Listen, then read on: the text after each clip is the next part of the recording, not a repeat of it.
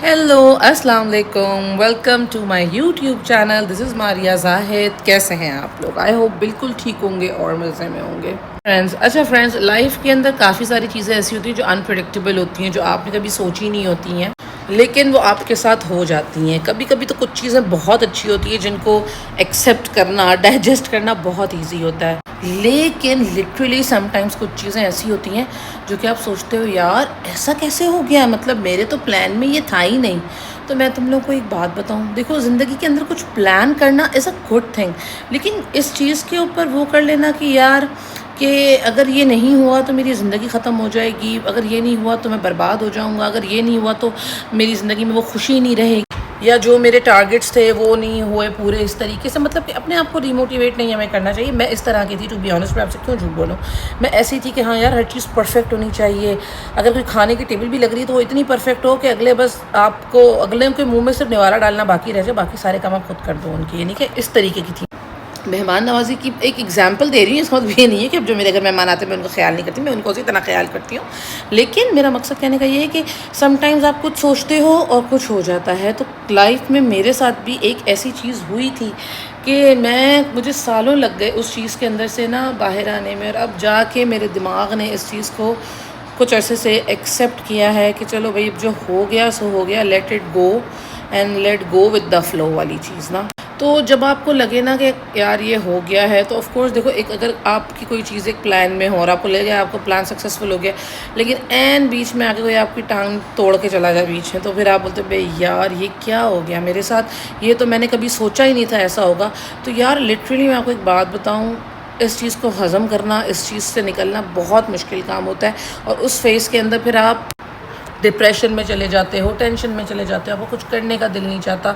तो ज़िंदगी में ज़रूरी नहीं है कि आपको हमेशा आपके मेयार के लोग मिलें जो आपको सराहें, या आपकी कभी कभी कामयाबी या आपका कभी कभी अच्छा होना भी आपके लिए इतना पेनफुल हो जाता है ना कि आपको समझ नहीं आता कि मैं किस तरीके से, मतलब अगर किसी भरी महफिल में कोई आपकी तारीफ़ कर दे ना तो आप वो भी ऐसे काणे हो जाते हैं, आप अल्लाह से तारीफ़ कर दिया, वो क्या सोचेगा मेरे बारे में, वो बोलेगा इसी के हर एक नखरे उठाता रहता है, मतलब एम्बेरसमेंट की निशानी बन जाती है समटाइम्स। आपका तारीफ़ किसी महफिल में अगर हो जाए तो वो ऐसा लगता है कि जैसे पता नहीं आप 10 इस तारीफ़ के काबिल नहीं थे, आपको मिल गई है।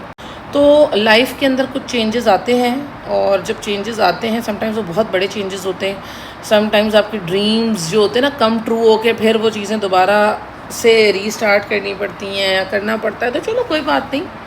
तो हमारी भी लाइफ में कुछ इस तरीके की चीज़ें हुई हैं जिसके अंदर हमें ये रियलाइज़ हुआ है कि हमें किसी अपने पे भरोसा नहीं करना। फ़र्स्ट ऑफ़ ऑल, आपका पैसा जब तक आपकी जेब में है तब तक आपका, अदरवाइज़ फिर आप उसको उधार समझ के मांगते रहो मांगते रहो मांगते रहो।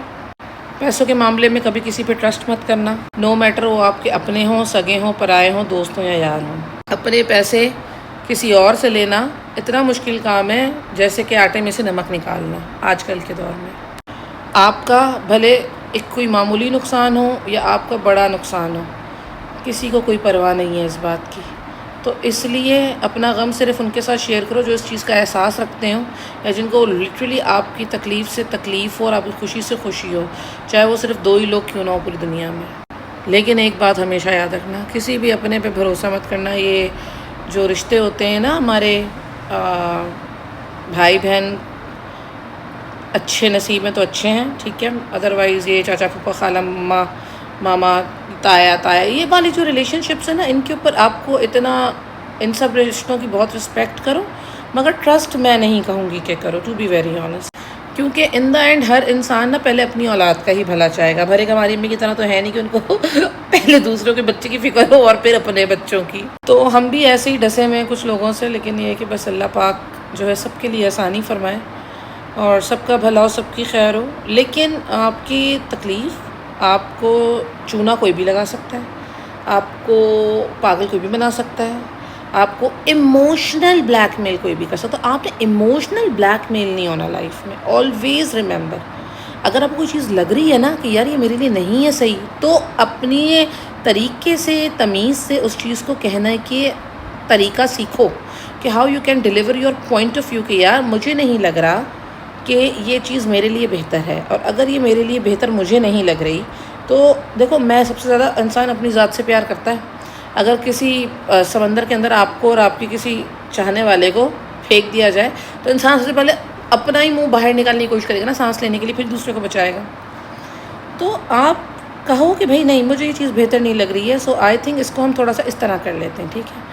اگلوں کی نظر میں اپنے پوائنٹ آف ویو کی اہمیت دو گے، لوگوں کو دوسروں کو یہ بتاؤ کہ جو آپ کی رائے ہے وہ اپنی جگہ بجائے، لیکن جو میں بھی کہہ رہا ہوں یا میں کہہ رہی ہوں اس کو بھی مد نظر رکھیں، اس کے اندر بھی کیا بیسٹ پاسبلٹیز نکل سکتی ہیں، آپ بتائیں کریں.